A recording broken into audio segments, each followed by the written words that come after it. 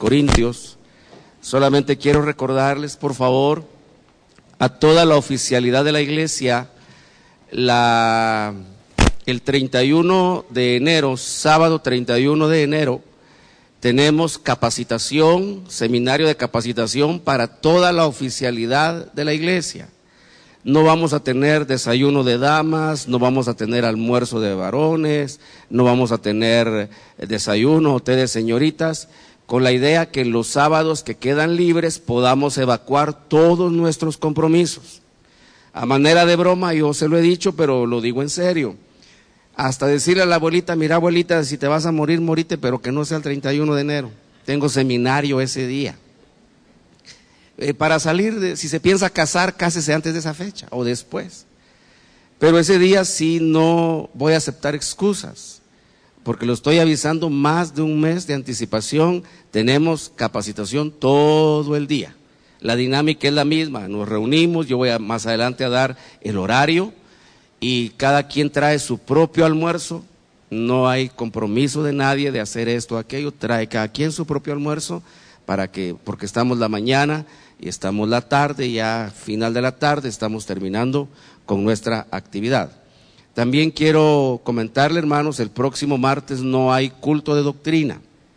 Para los que vienen al culto de doctrina, el martes no tenemos culto de doctrina. Está anunciado como el día de más tráfico de todo el año. Ese día va a ser espantoso. Entonces no vamos a tener actividad, usted sabe, ya es el previo de la celebración pagana de la Navidad, porque es una celebración pagana. Ay, hermano, es que qué lindo el espíritu navideño. No, si viera el espíritu, ese espíritu cómo es, no lo vería lindo. Entonces, hermano, absténgase de participar del paganismo. No se deje ministrar por ese espíritu de tristeza, frustración, dolor, amargura, resentimiento y vicios. No se deje ministrar por eso. No le siga el jueguito al diablo. No lo haga porque es la doctrina de la iglesia. Hágalo para no ofender a Dios. Al Dios que ha dado tanto por usted, no lo ofenda haciendo esas cosas. Mucho menos, hermano, engañar niños con Santa Claus. Santa Claus no existe. Mucho menos hacer creer a los niños, hermano, que viene en un trineo jalado por venados. Los venados se los toman otros. Ese Santa Claus no es cierto, hermano. Entonces, ya no participemos del paganismo. Hermano, estamos llamados por el Señor a ser santos porque Él es santo. Y no es sencillo, no es fácil. Pero salgamos ya de todo ese costumbrismo, de las presiones familiares. Es que si no celebro la Navidad, mi abuelita se va a morir. Entréguesela al Señor, si usted no es Dios para hacer nada por ella. Pero ya no participemos del paganismo. De esa forma y de otras formas de paganismo, que con la ayuda de Dios, en el paso de los días, yo le voy a ir enseñando poco a poco, porque me he trazado esa meta, para que usted tenga elementos y criterios de discernimiento espiritual. ¿Cuántos desean agradar a Dios? Sí, el que no desea agradar a Dios no ha nacido de nuevo, pero el que ha nacido de nuevo desea agradar a Dios. Y no es fácil, hermano, ir quitando todo ese cascajo que trae uno de costumbres y tradiciones. Sale por el hecho de que el martes no hay culto de doctrina para reprender a Santa Claus. No hay culto de doctrina para evitar, hermano, todo ese barullo y algunas otras cosas más. Bien. Le decía, segunda carta a los Corintios, vamos a ir, le repito la cita, capítulo 5, segunda carta a los Corintios, capítulo número 5, el verso número 19. Introduje una enseñanza la última semana. Hoy quiero pasar a un punto más de esa enseñanza que nos deje nuestra bendición y nuestra edificación. Y quizás solamente le voy a mencionar, bueno, son los versos del 18 al 21, pero el 19 yo voy a usar algo puntualmente allí. Pero en el verso 18 nos introdujimos en el ministerio de la reconciliación. Cuando el hombre pecó, quedó separado de Dios, quedó desconciliado de Dios. hubo una fractura, hubo una fisura, una separación, y el Señor Jesucristo dijo una cosa tremenda, que el hombre separado de Dios no puede hacer nada. Pero no se refería el Señor a actividades naturales. Lo que está diciendo es, el hombre separado de Dios no puede hacer nada bueno. Todo le sale malo. Aún dice la Biblia, la mejor obra de los hombres es como trapo de inmundicia delante de los ojos de Dios. Dijo el Señor, separados de mí, nada podéis hacer.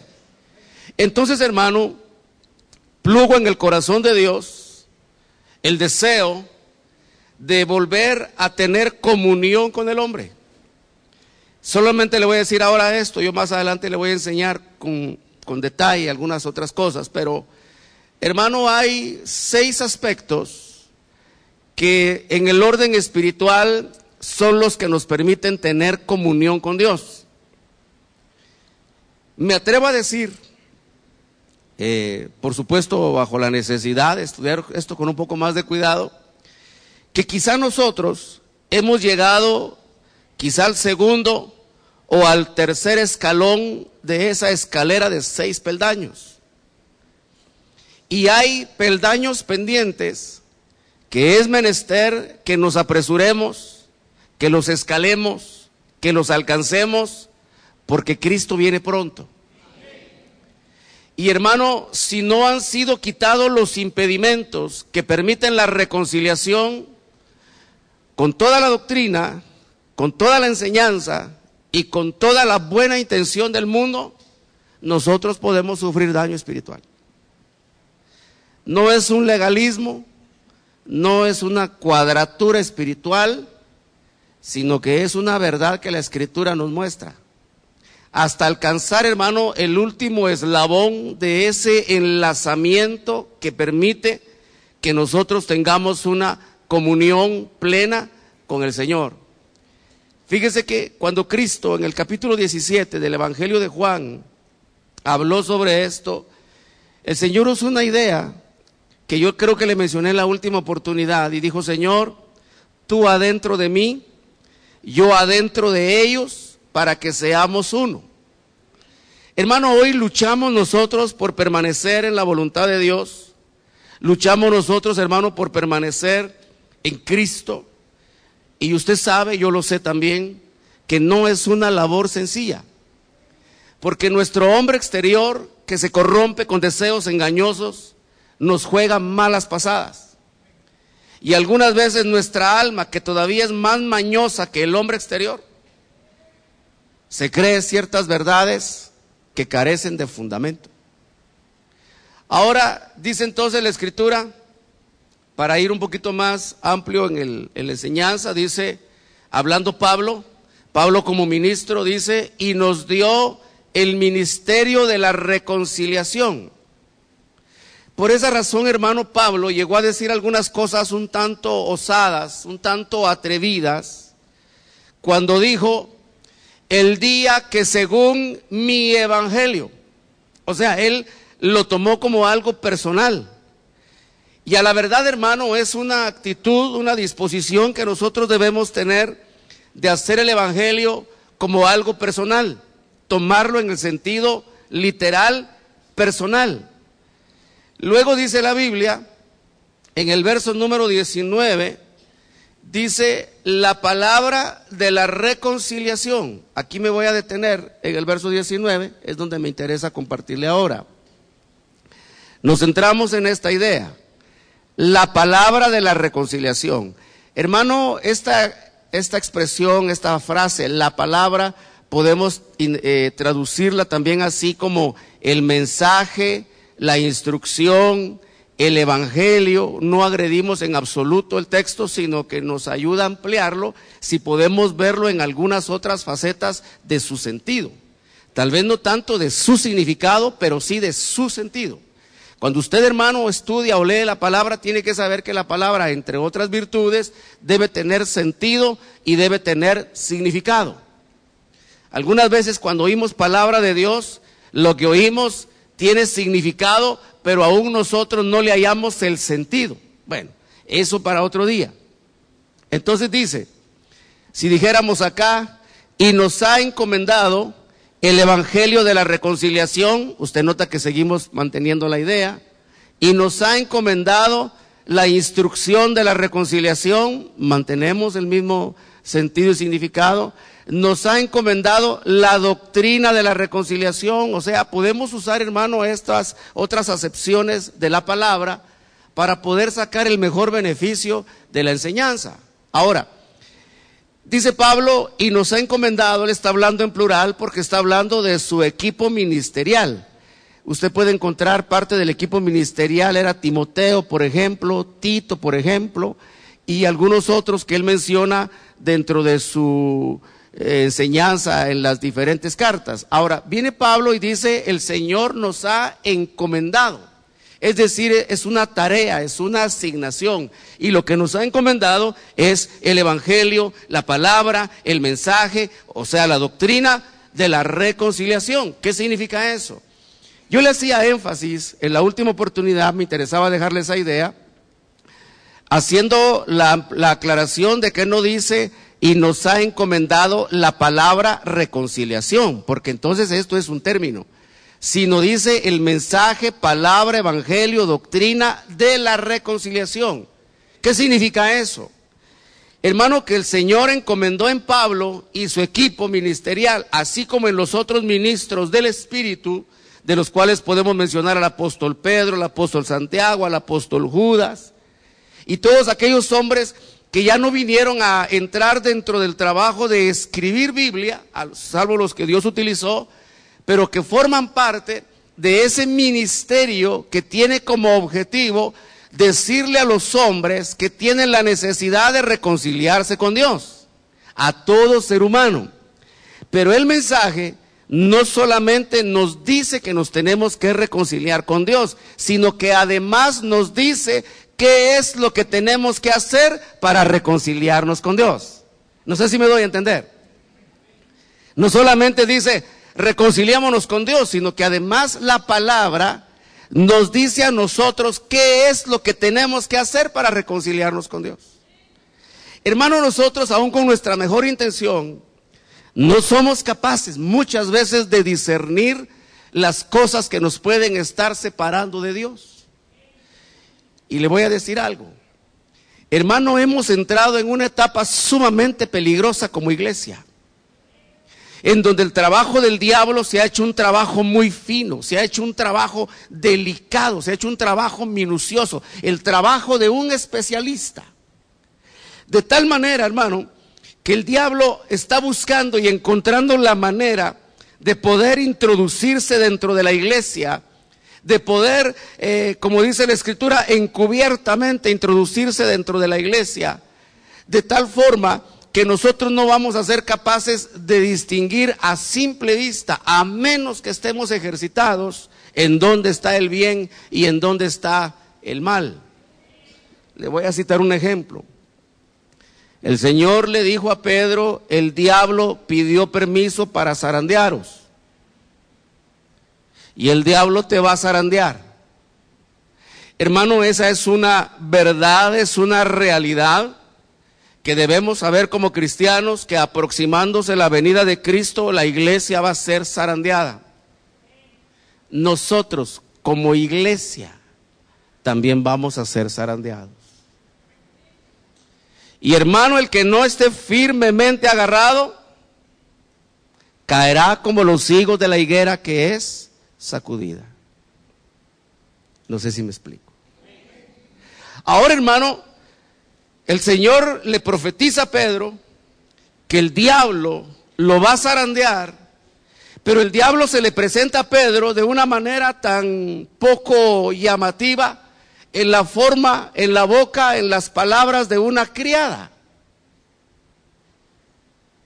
De tal forma que Pedro, preocupado y atento de por dónde el diablo le iba a salir para zarandearlo, por dónde el diablo se le iba a manifestar, no se percató que aquellos dos personajes, porque primero fue una criada, luego fue otro personaje, no se percató que en esas personas comunes y corrientes, de apariencia normal, de apariencia común, era el diablo el que se estaba personificando.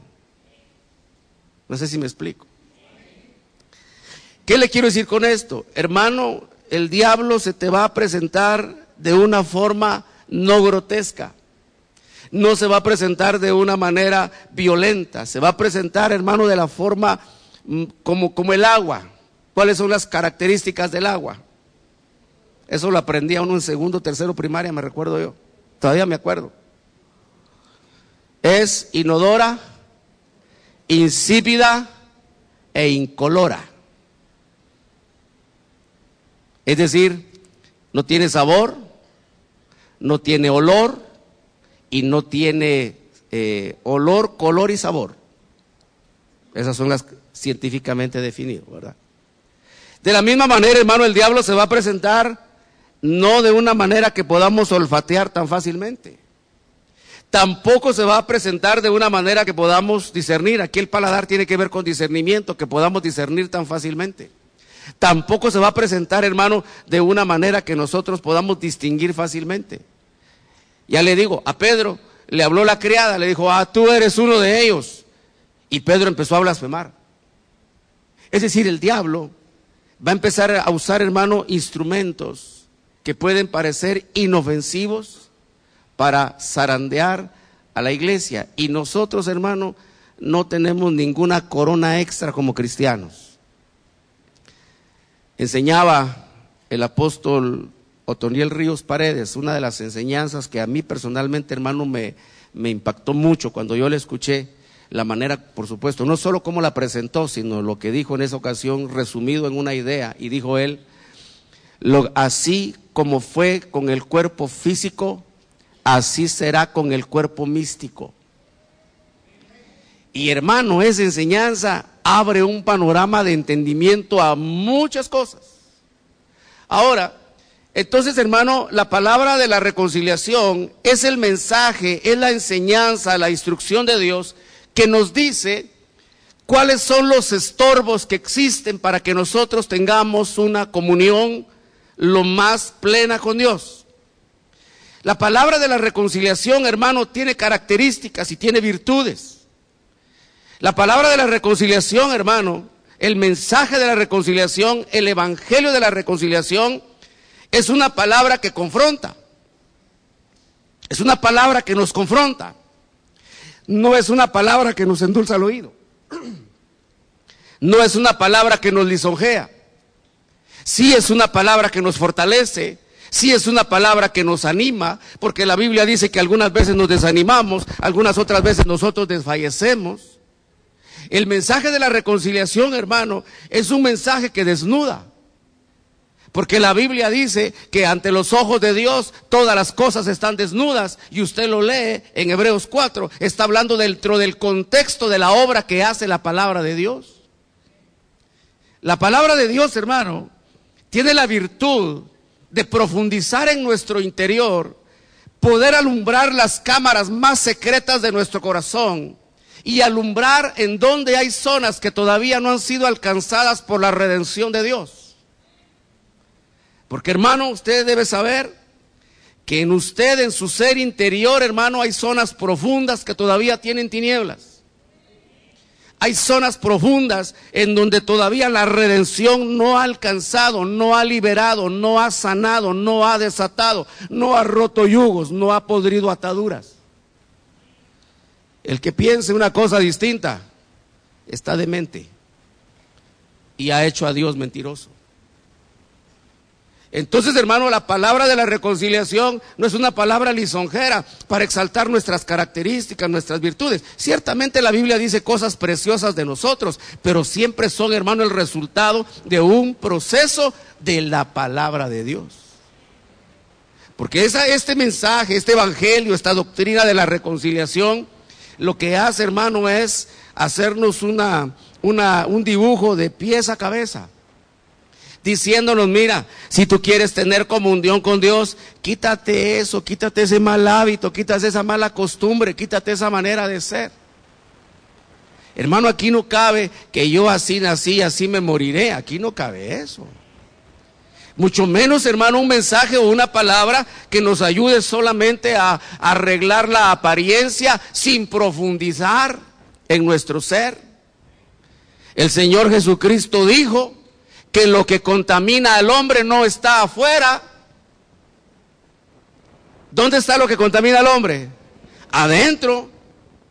Entonces, mire, hermano, la palabra de la reconciliación, el mensaje, doctrina, enseñanza, también nos enseña a nosotros cuándo entró a nuestro corazón lo que nos contamina. ¿Me explico?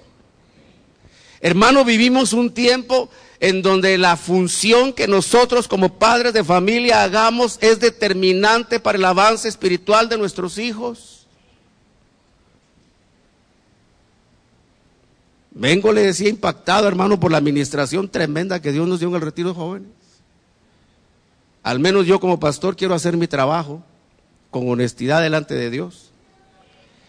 Y hermano, mire, fue una bendición preciosa. Y yo sé que Dios nos visitó y Dios se alegró. Amén. Pero de regreso a mi casa me salió el diablo y me chocaron.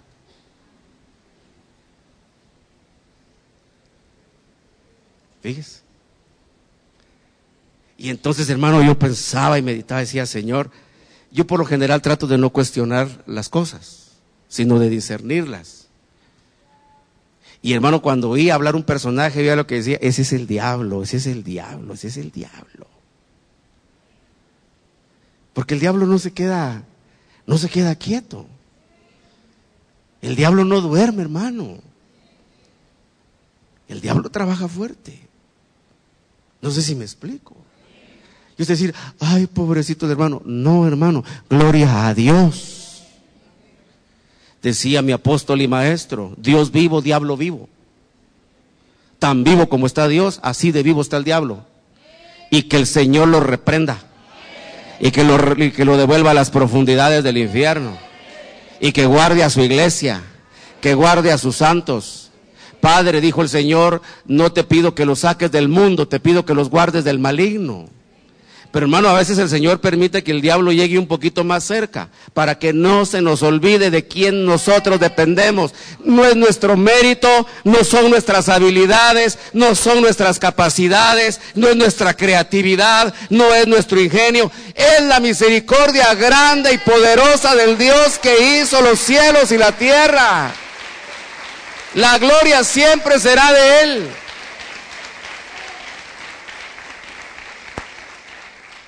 Entonces, hermano, el mensaje de la reconciliación es la palabra, es la instrucción, es la doctrina que nos dice cuáles son los estorbos. Mire, yo le voy a usar este ejemplo, yo no sé por qué siempre llego a ese ejemplo, quizá porque enseña mucho y todo el mundo sabemos de esto.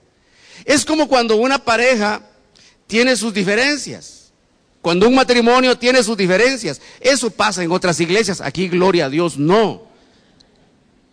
Pero hermano, cuando un matrimonio tiene sus diferencias, nunca se logran zanjar las diferencias a menos que se hablen. Y por lo general, son las hermanas las que tienen la iniciativa de arreglar las cosas que no están bien. ¿Sí se ha dado cuenta de eso, verdad? Es que tenemos que hablar, dice. No, hombre, gorda, mira, si ganaron los cremas, somos pentacampeones, ya olvídate, todo lo demás ya no importa. Dice, no, tenemos que hablar. Y gloria a Dios por las mujeres que buscan arreglar diferencias. ¿Y qué es lo que se procura? Hermano, no que la pareja se distancie, sino todo lo contrario. Cuando se percibe que se está dando un distanciamiento, cuando se está dando un aislamiento, algo está provocando esa separación. ¿Me explico? Démonos tiempo. ¿Qué está diciendo? Algo no está bien. Pero cuando se arreglan esas diferencias, que algunas veces son malas interpretaciones, algunas otras veces son malos procedimientos, algunas otras veces son malas aplicaciones, algunas otras veces, hermano, son estorbos que el diablo pone. Cuando se quitan las diferencias, ¿cómo le llama uno a eso? Reconciliación. ¿Sí o no? Algunas hermanas dicen, bueno, mira que estamos contentos, gordo, comprame mis zapatos y ya también saquen un poquito de beneficio y aproveche si hubo aguinaldo que le compren su ropita, hermana. Pero hermano, cuando hay algo que separa, a menos que se quite el estorbo, no hay reconciliación.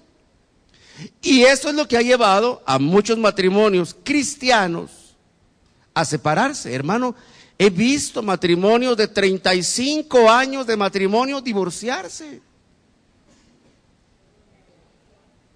Imagínese usted después de haber aguantado 35 años, hermano. Dice, no, definitivamente, contigo no se puede, dice, calabaza, calabaza, cada quien para su casa. Y a veces todavía tiene el atrevimiento de decir, te voy a ir a devolver con tu mamá. ¿Qué va a ir a devolver?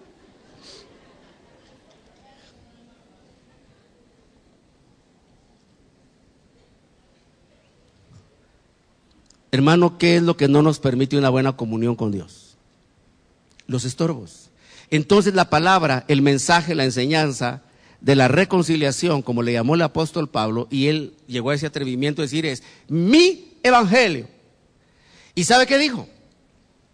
En el día que según mi evangelio, Dios va a juzgar, no las obras.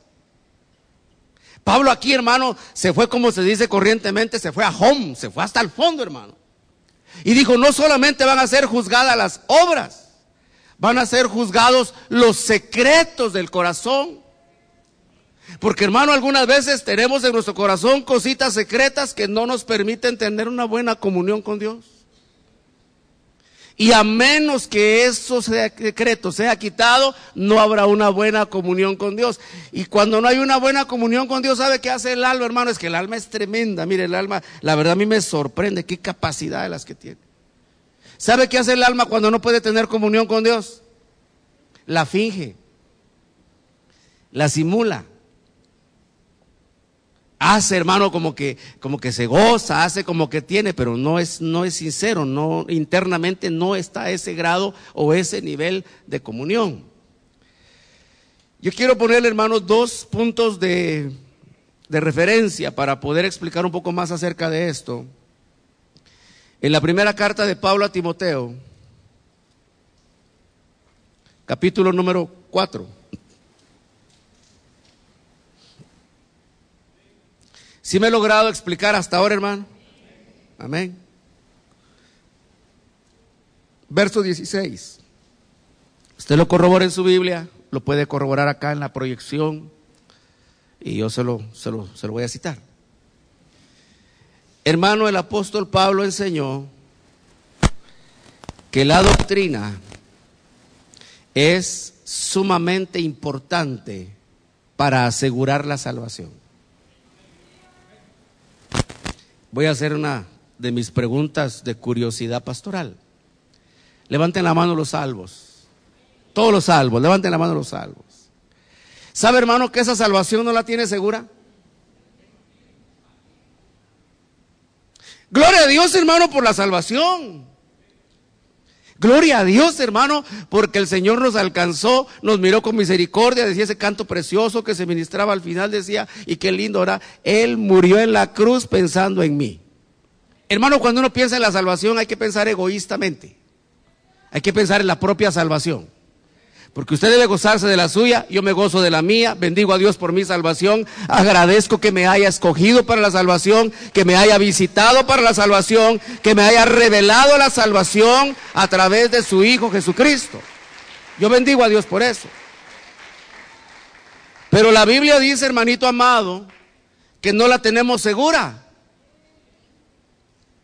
Fíjese que cuando los muchachos, usando un ejemplo, cuando los jóvenes empiezan ya a hacer su vida profesional y empiezan a desarrollarse y vienen contentos, dice, pastor, fíjese que ya tengo trabajo, gloria a Dios. Y así los veo que van avanzando, hermano. De pronto un día dice, pastor, fíjese que me voy a lograr comprar mi carrito. Ah, gloria a Dios, hermano, cómo me llena de satisfacción eso, fíjese.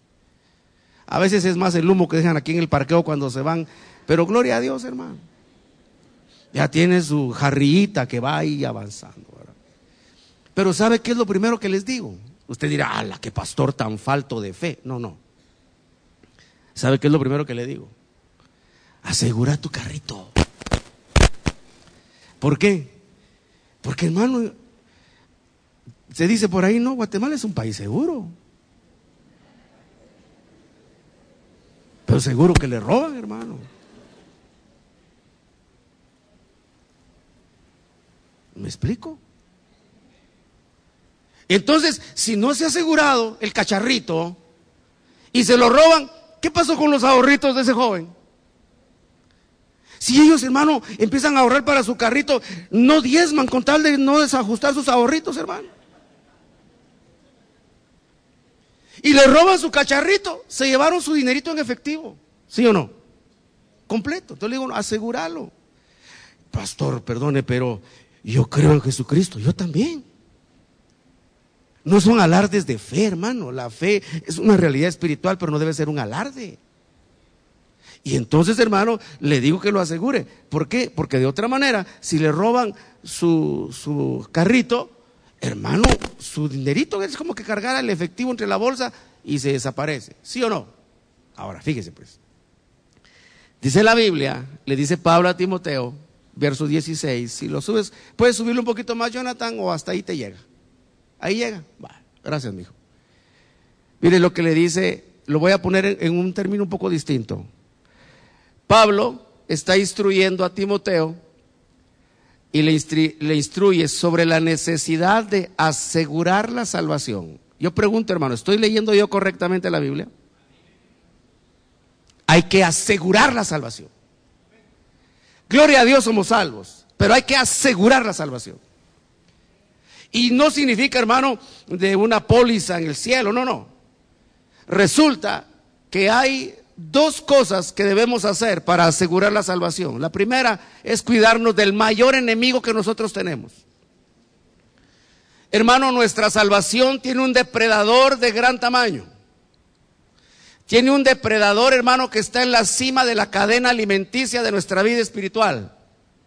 Y ese depredador somos nosotros mismos. Amén. Nuestro peor enemigo no está afuera. Nuestro peor enemigo está adentro. Entonces viene la palabra de Dios y nos dice, ¿dónde está el enemigo? Allá adentro. No sé si me doy a entender. Ahora, luego viene Pablo y le dice, hermano, el segundo aspecto que debemos cuidar para asegurar la salvación es la doctrina, enseñanza, mensaje, palabra. Lo que oímos. Y no solo lo que oímos, lo que damos por bueno, lo que damos por correcto, lo que damos por valedero. Hermano, una doctrina para poder ser legítima necesita tener una base legítima. Una doctrina, hermano, para que nosotros la podamos abrazar con confianza, esa doctrina necesita ser legítima. Y lamentablemente dentro de la iglesia de Cristo hoy en día hay mucha doctrina que no es legítima. ¿A qué me refiero con que no es legítima? Que no tiene base bíblica. Y la doctrina que no tiene base bíblica, la enseñanza que no tiene base bíblica, la palabra que no tiene base bíblica, producirá no vida, producirá muerte. Entonces Pablo le dice a Timoteo, mira, tú necesitas asegurar la salvación. Y un aspecto al que le debes poner mucha atención es a la doctrina, que sea legítima. Y para que una doctrina sea legítima, hermano, debe tener un sistema legal que la respalde. Por ejemplo, hermano, aquí en Guatemala es prohibido que uno vuele así normalmente más de 3 metros de altura. ¿Cómo así? Si no podemos volar. Entonces eso no es legítimo. ¿Me explico? Porque no es posible hacerlo. Entonces una doctrina necesita tener un respaldo, algo que la respalde para que uno diga que es legal. Cito ahora un ejemplo de la realidad. Se oye por ahí en el ambiente, hermano, que la iglesia ha sido llamada por Dios para implantar el reino aquí en la tierra. Por cierto, el corruptor de la doctrina, uno de los más grandes corruptores de la doctrina, murió hace poco. Se estrelló en su propio avión. Y muchos cristianos, hermanos, lamentando el deceso. Si fue un corruptor de doctrina.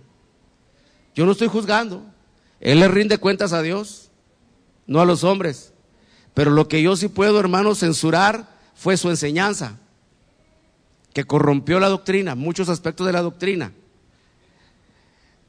La enseñanza de este hombre, hermano, dio lugar a los pactos, dio lugar a los decretos, dio lugar a las declaraciones y dio lugar a las proclamas. Es decir, ese antojo humano de querer modificar el futuro a base de palabras. Qué rico fuera, hermano, si fuera verdad. Porque usted ya no tendría ni que venir a la iglesia, ni que venir a perder tiempo aquí, hermano. Sencillamente yo me he hecho mi decreto, ¿verdad? O mi declaración, le digo, hermano, y yo declaro que en el 2015 usted da la medida espiritual. Entonces ya no venga a la iglesia. ¿Por qué? Yo ya lo declaré. Y como yo lo declaré, a usted se le va a cumplir. Hermano, a veces uno ve cosas que le digo, mire, a mí, tal vez porque sé un poquito de Biblia, hermano. Yo digo, ¿y de dónde se sacaron esa chifladura? Que todo un año va a tener un comportamiento, porque yo lo digo. Y triste la realidad de aquel cristiano que se pone bajo la sombra de un pensamiento humano para creer que todo ese año le va a ir de esa forma. Cuando la palabra de Dios dice que el hombre solo puede ser alcanzado por la bendición de Dios cuando es obediente a su Dios. Entonces no es de proclamas, no es de decretos, no es de pactos, es de ser obediente a la palabra de Dios. Hermano, sin que yo le declare, le proclame ni le decrete nada a usted, yo sí le puedo decir, hermano, sea obediente a Dios y todas las bendiciones lo van a alcanzar. Será bendito en el campo, será bendito en la ciudad, será bendito cuando salga, será bendito cuando entre, será bendito cuando se acueste, será bendito cuando se levante, será bendito el vestido de su cuerpo, será bendito el calzado de sus pies, serán benditos sus hijos, será bendito el pan sobre su mesa. Si usted obedece a Dios. Pregunto, ¿es necesario alguna otra intervención de palabrería, hermano, para cambiar esa realidad? No. Solo hay que ser obediente. Y para ser obediente hay que saber qué es lo que no nos permite tener una buena comunión con Dios. Y para este caso, el único que puede decir que estorba esa comunión es Dios. Mire, hermano, ¿quién más puede decirle a uno las cosas que no le gustan? Es decir, si a mí hay algo que no me gusta, que no me agrada, que no me hace sentir bien, yo necesito, es decir, mi propio discernimiento me dice a mí cuáles son mis estorbos. No sé si me doy a entender. Usted sabe, hermano, y algunas veces tampoco lo sabemos. Hubo una mujer, capítulo 1 del libro de Samuel, del primer libro de Samuel. Hubo una mujer, hermano, que dice la Biblia, año tras año, no era que se fuera de vacaciones a Disneyland. No, hermano, año tras año esa mujer subía al templo de Dios. En aquel tiempo todavía era una tienda, era un tabernáculo nada más. Subía año tras año aquella mujer, hermano, para tener comunión con Dios, y no lograba tener comunión con Dios. Y como la tradición, la costumbre era sacrificio, y el que ofrendaba podía comer parte del sacrificio, pero resulta que aquella mujer iba a la presencia de Dios, y en vez de venir alegre, gozosa, bendecida y contenta, venía deprimida, venía triste, apocada, acuitada, hermano, hasta amargada en su corazón. Y su esposo, que era un buen esposo, la veía, hermano, en esa condición, y le decía, pero ¿qué te pasa, mi vida, mi cielo, mi mamadita? ¿Qué es lo que tienes? Dice la Biblia, preparaba doble porción, hermano. Él le preparaba su almuerzo y le hacía su platito, se lo decoraba. Mira, mi gorda, aquí está lo que más te gusta, hermano. ¿Usted ha intentado comer con hambre cuando está triste? ¿A qué sabe la comida? A cartón. Y ella, hermano, tomaba así, decía: gracias, gordo, tan lindo que sos, tan precioso que sos, gordo. Ya me llené. Pero gorda, si no has comido nada, sí, pero no tengo ganas. Venir, hermano, de la presencia de Dios así. Hasta que un día, hermano, quiso la gracia de Dios. El Espíritu Santo de Dios, no cabe duda, se posó sobre ella y le dijo: si no derramas tu alma, no puedes tener comunión con Dios. Y dice la Biblia, hermano, que ese día esa mujer llegó hasta el umbral del templo, hasta donde ella podía llegar. Y ahí, hermano, derramó su alma y lloró delante de Dios. A tal grado que cuando el sacerdote, que andaba en malos pasos, la vio, le dijo: mujer, qué desvergüenza, ve a emborracharte a otro lado. Y dijo ella: no, mi señor, le dijo, no estoy borracha, es quebrantamiento de alma lo que yo tengo. Mire, hermano, lo que es la autoridad. Elías era un sacerdote que andaba mal, no estaba agradando a Dios, hermano. Pero una autoridad, aunque esté en esas condiciones, no deja de ser autoridad de Dios. Porque ¿sabe qué le dijo ese hombre? Ah, bueno, le dijo, entonces te sea hecho así como has pedido. Y esa noche quedó embarazada. Hermano, las palabras de la autoridad son importantísimas. Ahora dice la Biblia, la doctrina es importante, hermano, cuando la doctrina nos dice a nosotros qué es lo que debemos quitar para tener comunión con Dios. Como estamos en la época, estamos en el momento, y es una instrucción, por eso yo le decía más temprano, hermano, saquemos las formas de paganismo de nuestra casa. Dios no va a visitar, hermano, una casa donde haya arbolito navideño.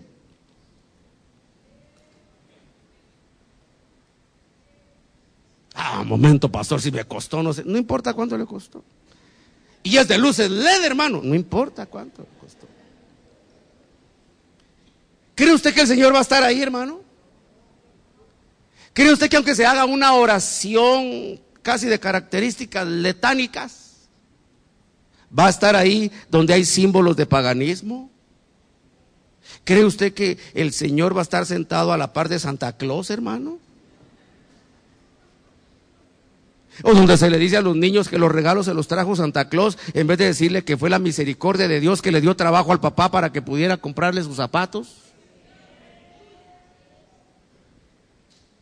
Pero eso es lo craso, eso es evidente, hermano, eso es obvio. Aunque a algunos no les gusta aceptarlo, no, que la Navidad es linda, un montón de argumentos humanistas carentes de legalidad escritural. Entonces, hermano, la doctrina nos señala a nosotros cuáles son los estorbos y los impedimentos para tener comunión con Dios. ¿Me explico? Ese es un parámetro. Voy al segunda carta de Pedro. Eso, hermano, por la necesidad de asegurar la salvación. Segunda carta de Pedro, capítulo 3.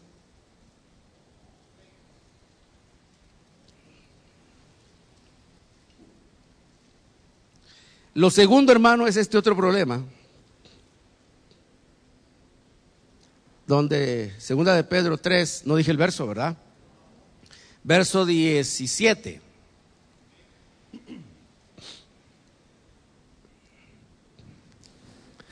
Voy a correr un poquito ya por tiempo. Por tanto, dice, amados, sabiendo esto de antemano, estad en guardia. No sea que arrastrados por el error de hombres libertinos, caigáis de vuestra firmeza. Hermano, cuando uno es alcanzado por la gracia de Dios, hermano, cuando somos alcanzados por la misericordia de Dios y somos perdonados de todos nuestros pecados, cuando se cumple, hermano, esas frases bonitas que tienen esos coros que en verdad tienen algo de Dios, hermano, Y decía otro canto que se ministraba hoy, dice, mi pasado borró. El día que usted se convirtió a Cristo, su pasado quedó borrado.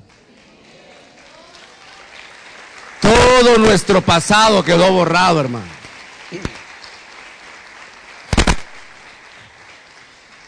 Y me imagino que para ustedes como para mí, un pasado lleno de vergüenza, hermano. De cosas que lastiman, hermano. Lleno de fetidez. Todo eso, el Señor ya lo borró. Porque su sangre tiene el poder de borrar todo pecado. Ahora, no recuerdo si es el profeta o es el salmista que dice estas palabras. Usted lo puede corroborar, usted es chispudo para la Biblia. Pero dice que el Señor, a partir de la salvación, endereza nuestros pasos. Amén.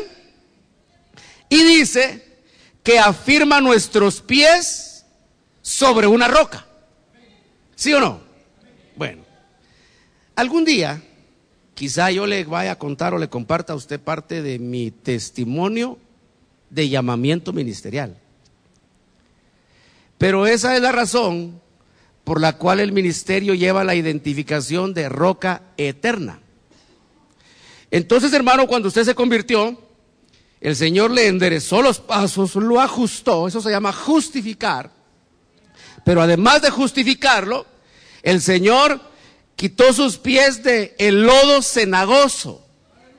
Es un barro, oiga, lo que dice la Biblia, hermano. Dice la Biblia que es un barro que hierve. Yo sé que usted lo habrá visto en películas, como yo lo he visto en películas, hermano, cuando uno ve, por ejemplo, el fenómeno de los volcanes, el magma que se le llama, ¿no? Y uno ve cómo hace burbujas, ¿verdad? Y se ve así espeso, se ve grueso, hermano. Entonces, sabe que la Biblia dice que ese lugar existe. No es una idea romántica, no, es un lugar físico, hermano, que se llama Foso de la Destrucción, y el fondo es un lodo cenagoso.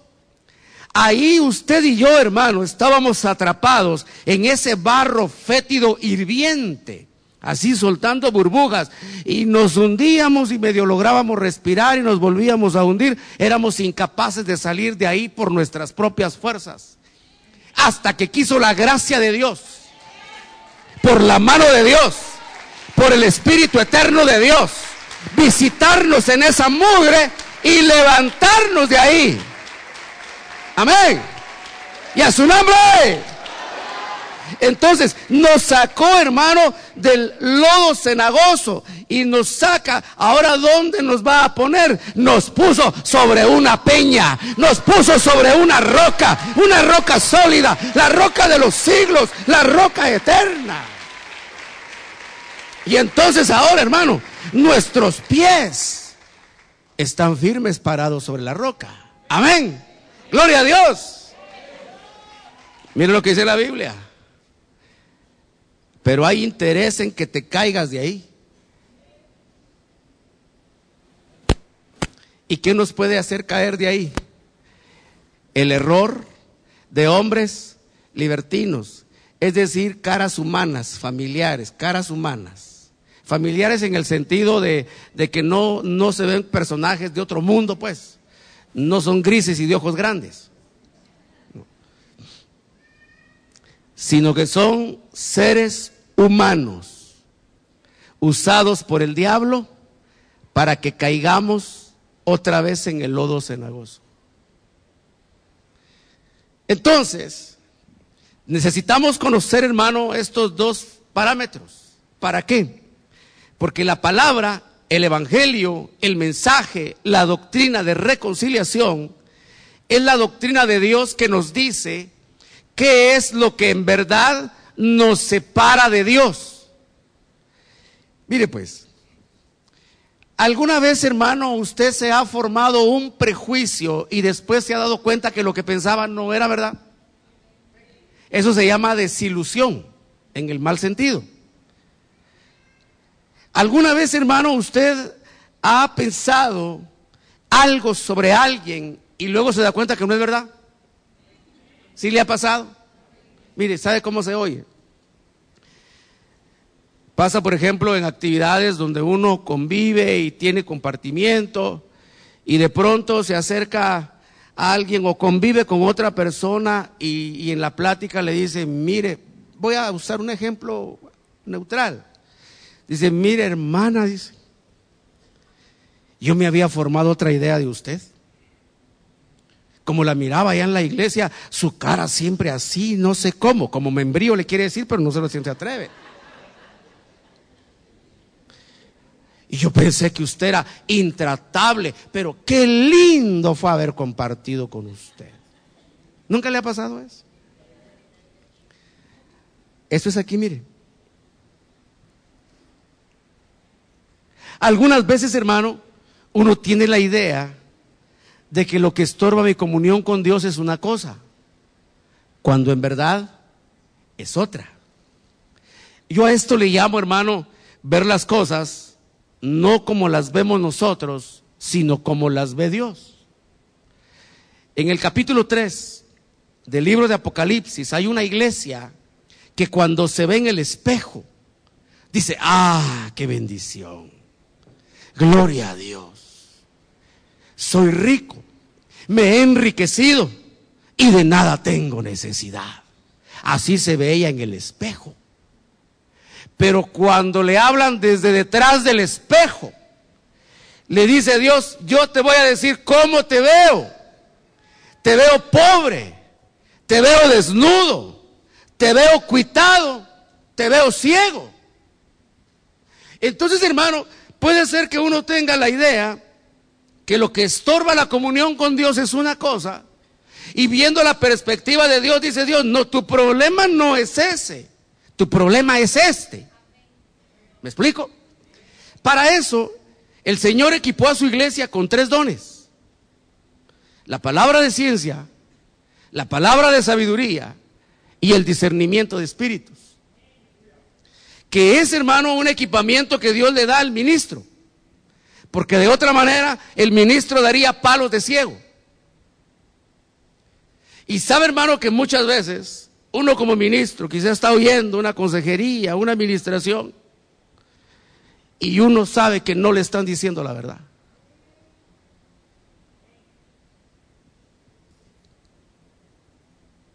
Pero, como el trabajo no es avergonzar, hermano, viene la palabra de ciencia y dice, no, la razón es esta, la verdad es esta. Esas no son habilidades extrasensoriales, no, eso es del mundo. Aquí estoy hablando del trabajo del Espíritu Santo de Dios. ¿Sabe por qué? Porque el ministro tiene como función ayudar a que esas almas rompan sus ataduras, sanen sus heridas, sean liberados de sus yugos, para que puedan tener buena comunión con Dios. Hermano, mi trabajo como pastor es ayudarlo a usted a que tenga una buena comunión con Dios. ¿No le gusta eso? Va, si quiere le decreto prosperidad, pues. Eso sí, me deja $20, porque si no, no funciona el decreto. Raras esas cosas, ¿verdad?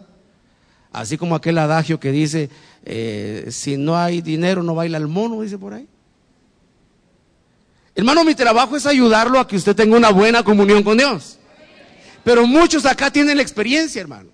Y por eso lo digo de esa manera abierta. Muchos acá tienen la experiencia, que han venido a buscar consejo de pastor para mejorar su comunión con Dios. Y han tenido que oír algo que no querían oír. ¿Me explico, hermano?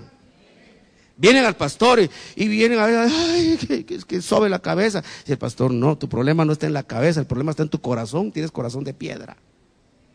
Y se van cantando, va corazón de piedra. No, hombre. Hermano, ese es el trabajo del Espíritu Santo de Dios. Uno no viene a buscar consejo ni ministración para que le digan lo que quiere oír. Viene para oír lo que necesita oír. Hermano, usted viene a la iglesia a oír palabra de Dios, no para oír lo que usted quiere oír, sino lo que necesita oír. Pero le voy a decir esto: tenga mucho cuidado con las imágenes falsas que de usted mismo le manda a su propio corazón.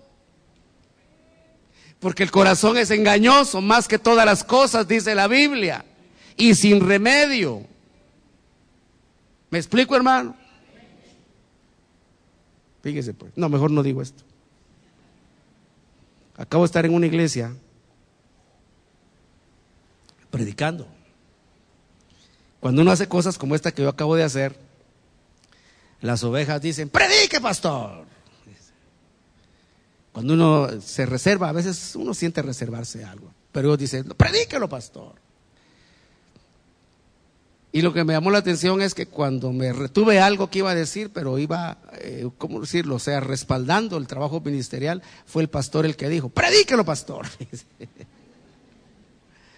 Porque, hermano, necesitamos oír lo que nos quita los impedimentos. Mire, ¿cuántos quisieran tener una comunión con Dios perfecta, hermano? ¿Cuántos quisieran, hermano, entrar en la presencia de Dios y sentir sus brazos, su calor, su ternura, su amor y los besos de su boca? Así como dice Cantar de los Cantares. ¿Sí o no? ¿Y por qué a veces no nos logramos enchufar, hermano? Pone primera, pone segunda, un ratito de retroceso, tal vez se embrecó, dicen por ahí. Revisa los frenos y ve la batería, ve todo, hermano, y si no funciona. ¿Por qué no camina el vehículo? Hay impedimentos. Tiene que bajarse y darse cuenta que no tiene llantas, lo dejaron en trozos. Para poder tener comunión con Dios. Y he de decirle, hermano, que la práctica de los sentidos espirituales ayuda a tener una comunión con Dios de manera más espontánea. Pero no es, hermano, para aquellos que tienen vida devocional eventualmente, que su oración es solo por los propósitos del siguiente año y se termina el año y nada de los propósitos. Sino, hermano, la constancia. Para que pudiera, hermano, ser esto realidad, dice el Evangelio de Juan, voy terminando, creo yo. Más o menos, ¿qué tiempo tengo? 3. Capítulo número 1 del Evangelio de Juan.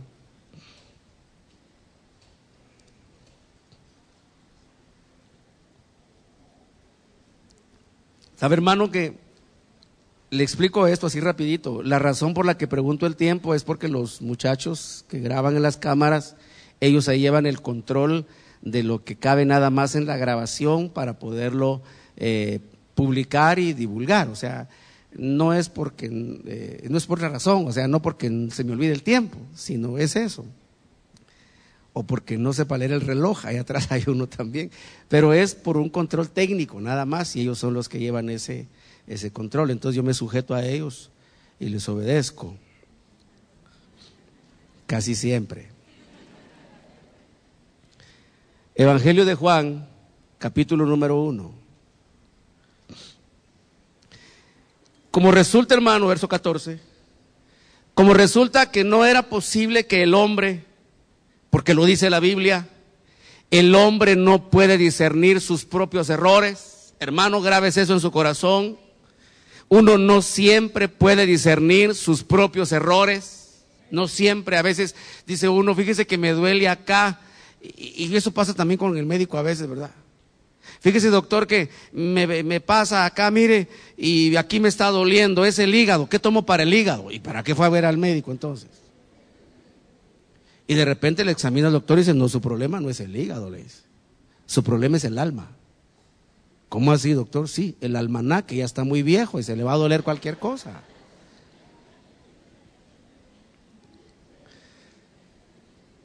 Como no era posible que el hombre discerniera sus propios errores, entonces, hermano, sucedió algo glorioso, maravilloso, portentoso, asombroso, extraordinario, inigualable. La palabra de Dios se hizo hombre para podernos entender. Dice el verso 14, y el verbo se hizo carne y habitó entre nosotros.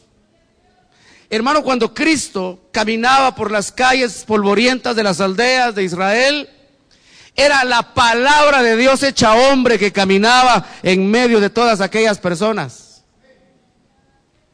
Ahora, para que esa palabra, fíjese, ahora la palabra está en el mundo.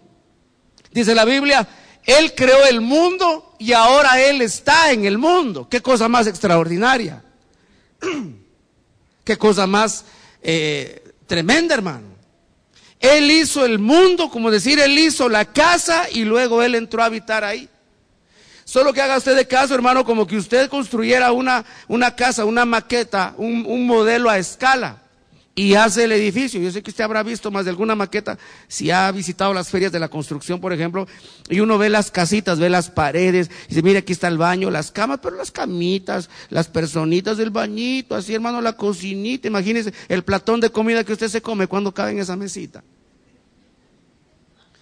Ahora, más o menos, hermano, fue así. Él hizo la maqueta del mundo y luego Él entró en el mundo. Tremenda cosa. Ahora está en el mundo, Él es la palabra de Dios, lo que leímos allá, la palabra de la reconciliación. Hermano, ese mensaje se ha anunciado desde tiempos inmemoriales, ya se me acabó el tiempo, por eso no puedo explicarle más. Pero esa palabra que trató de reconciliar al hombre, hermano, no lograba encontrar el acomodo ni la funcionalidad. Había impedimentos, asuntos de orden mayor que no permitían, hermano, que la palabra hiciera el efecto en el hombre. Entonces vino Dios. Y no fue algo improvisado tampoco, sino que su plan estaba estructurado así. Vino Dios y ahora la palabra se hace carne, se hace hombre y camina sobre la tierra, camina en el mundo, la palabra de Dios hecha hombre. Pero para que esa palabra pudiera ministrar vida, fue necesario que muriera. Pero no solo murió, al tercer día resucitó. Y ahora que ha resucitado, esa palabra transmite vida. Y esa es la palabra que hemos oído. Que si confiesas con tu boca que Jesús es el Señor y crees en tu corazón que Dios le levantó de los muertos, entonces serás salvo. Era imposible, hermano, a menos que sucediera esto, que la palabra de la reconciliación, si no se hace vida, no nos puede volver a conectar con Dios. Por esa razón, hermano, es que cuando uno predica la palabra y cuando oímos la palabra y esa palabra ministra algo en nuestro corazón, toca algo allá dentro de nuestro corazón, hermano, y nuestra respuesta es: yo necesito esa salvación, y pedimos la oración de salvación y somos bendecidos y oran por nosotros en la salvación, hermano, es como que nuestro espíritu hiciera, volvió a tener vida. Porque solo un espíritu vivo puede tener comunión con Dios. El espíritu muerto no tiene comunión con Dios, aunque tenga religión, incluyendo la santa y sagrada religión cristiana evangélica. Hermano, hay muchos evangélicos que están muertos espiritualmente. Es decir, todavía no han nacido de nuevo, todavía no son salvos. Padres de familia, hay que velar porque en los hijos verdaderamente haya salvación de Dios. ¿Me explico? Miren, la palabra de Dios, hermano, en estos días nos confrontó allá y por eso le hubo fruto de Dios, hubo bendición de Dios, hasta jóvenes que se bautizaron por el impacto de la palabra. Y no solamente eso, hermano, hubo liberación. ¿Qué le digo, hermano? Era una revolución esa cosa, hermano, tremenda presencia de Dios. Y repito, lamento por los jóvenes que no van, se lo pierden. Pero solo bajo esos principios, hermano, la palabra de Dios puede transmitir vida. Y esa palabra ahora está en tu corazón. Pero ¿para qué está ahí? ¿Para consolar tus debilidades, tus sinsabores? No, esa palabra está ahí adentro para hacer una nueva creación, una nueva criatura. Y quitar todos los estorbos que nos impiden acercarnos a Dios. ¿Cómo se llama esa palabra? palabra de la reconciliación, que nos dice, no, mira, termino con esto, creo que el tiempo se acabó, ¿verdad? Hace 30 segundos, yo voy a agarrar un minuto más. ¿Sabe cómo es? Como el trabajo que hizo Mardoqueo con Esther. En el contexto de muchas cosas que no vienen al caso mencionar, pero esta muchacha había sido escogida por Dios para llegar a ser reina.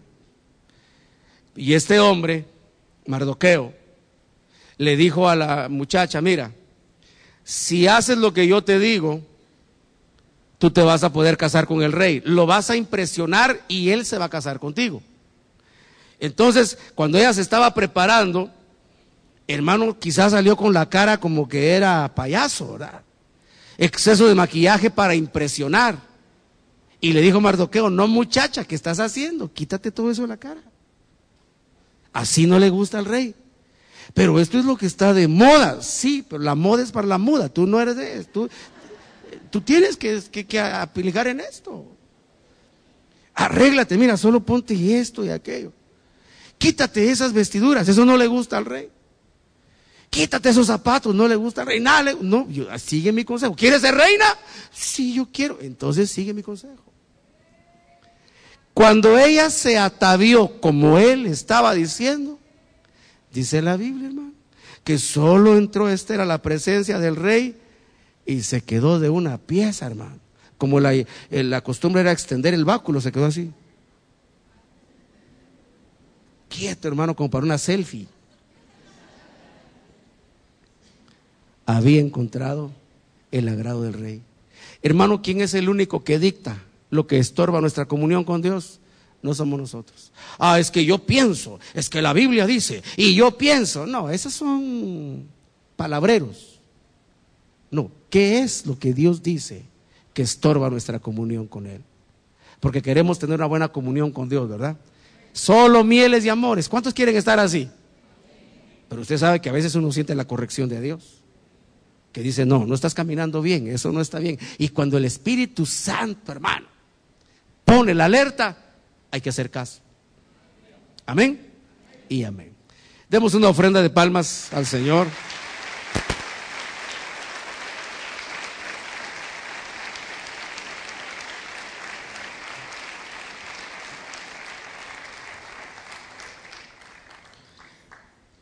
La palabra de la reconciliación produce en el corazón del hombre un efecto espiritual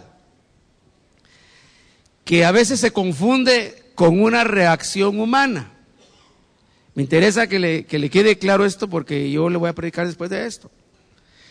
Hermano, la palabra de la reconciliación debe producir en el alma de una oveja una reacción que suele confundirse con una reacción humana, y es arrepentimiento y remordimiento. ¿Me explico? Me recuerdo que contaba el apóstol Ríos una anécdota de su época acerca de un sentenciado a muerte que hubo acá en Guatemala, que fue muy famoso en su época. Y contaba el apóstol, como él se rodeaba, se relacionaba con otros ministros de Dios, pues había un evangelista, ¿verdad? Y dice que fue a visitar a este reo condenado a muerte. Y estuvo ministrándole y hablándole, y después de horas, contaba el hermano, salió el evangelista y dijo, hasta así va, gloria a Dios, dijo, aceptó, o sea, había aceptado a Cristo. Pero decía el doctor, pero también había aceptado con los budistas, también había aceptado con los testigos de Jehová, también había aceptado con los mormones. Es decir, él estaba viendo de qué tabla se agarraba. Dijo, le voy a aceptar a todos, a alguno me va a funcionar. No es así. Porque quiera que no, hermano, el alma siente el remordimiento de sus acciones. Pero la palabra de la reconciliación produce en el corazón del hombre un efecto espiritual que se llama arrepentimiento. Ahora, hermano, uno, ¿cómo establece la diferencia entre arrepentimiento y remordimiento? El remordimiento, hermano, tiene las mismas reacciones, hay dolor, hay lágrimas, hay necesidad de desahogarse, pero no hay cambios.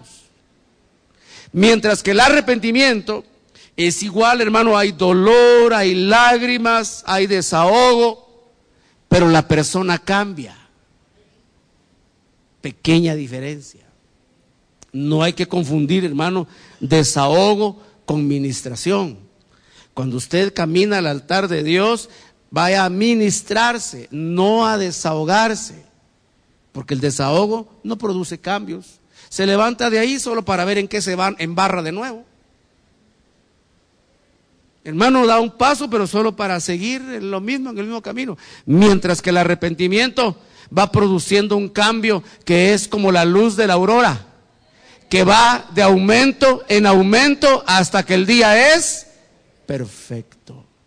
Hermano, si usted puede verificar en su vida que ha ido cambiando, quizás sus pasos no son pasos de garza, quizás son pasos de tortuga, hermano, pero usted puede establecer la diferencia en dónde va caminando y dónde usted arrancó y ve que ha avanzado. Dele gloria a Dios, porque eso quiere decir que se están quitando los estorbos, lo que impide una buena comunión con Dios. ¿Me he explicado, hermano? Bien, vamos a ponernos de pie entonces.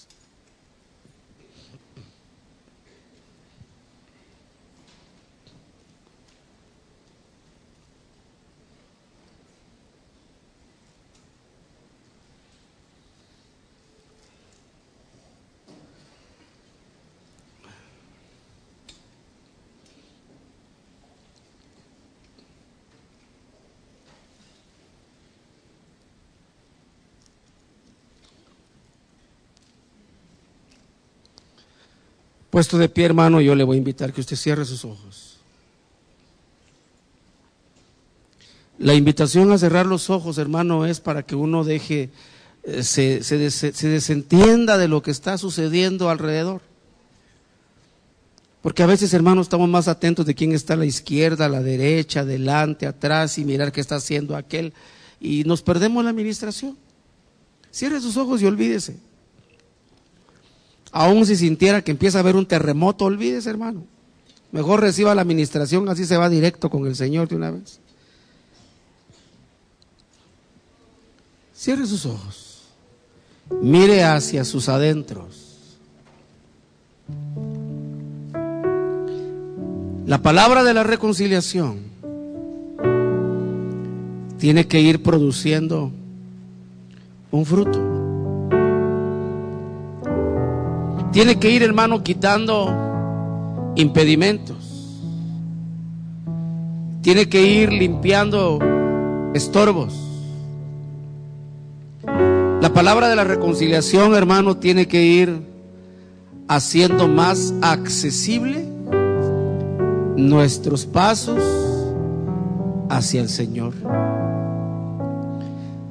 Nunca se dé por satisfecho en una medida. Hermano, nunca considere que lo que ha avanzado y lo que tiene ya es suficiente. Siempre, hermano, véase como necesitado de más. Siempre véase, hermano, como alguien que necesita más. A eso se refirió el Señor cuando dijo: bienaventurados los pobres en espíritu.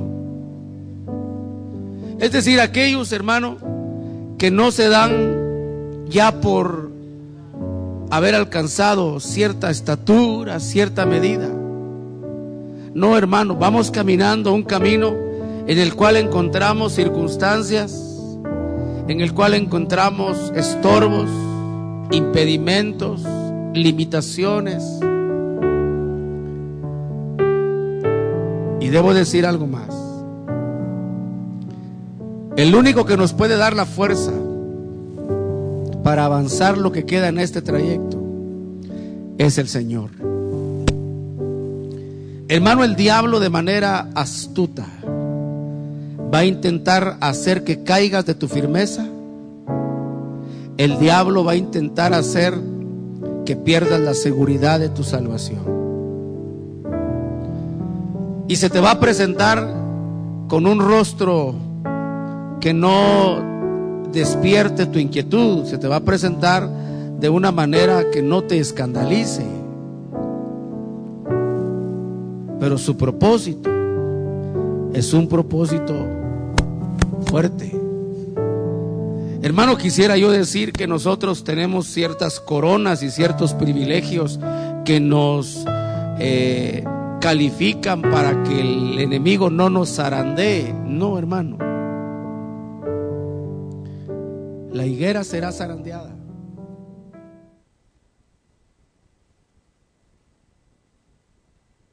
De la higuera que se desprende cuando es zarandeada. Y en el fondo, hermano, es algo que incluso lo permite Dios.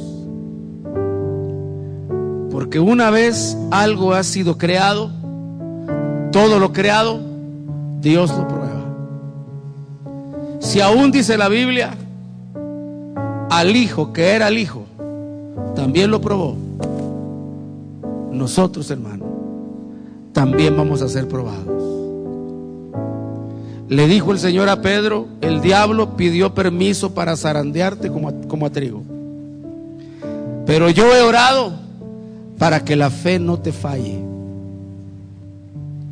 Hermano, es lo único que nos puede mantener en pie hasta la venida de Jesucristo. Porque dice su palabra que Él es el único que es poderoso para guardarnos sin caída hasta el día de Jesucristo. Levanta tus manos. Puedo decirte hoy, hermano, necesitas asegurar tu salvación y necesitas vigilar celosamente sobre tu firmeza, porque el diablo no te va a pedir permiso. El diablo ni siquiera te va a enviar un aviso. De la manera más incolora, insípida e inodora, se acercará para sacarte de tu firmeza, para arrastrarte al error. En el nombre de Jesús, tus manos en alto, dale gracias al Señor.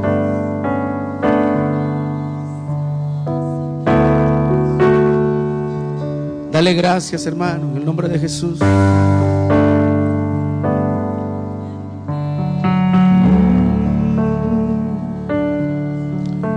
Gracias, Señor. Gracias, Señor.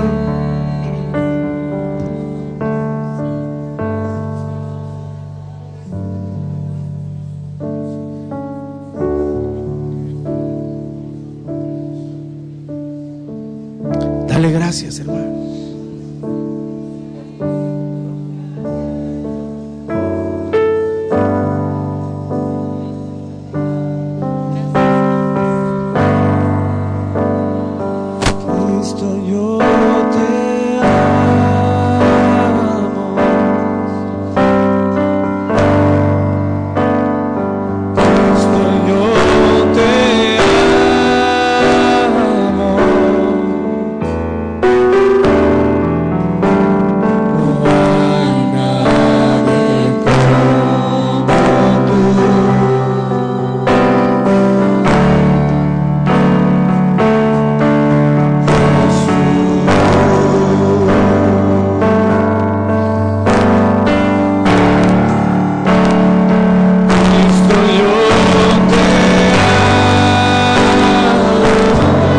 Confiésale tu amor al Señor, hermano. Cristo, yo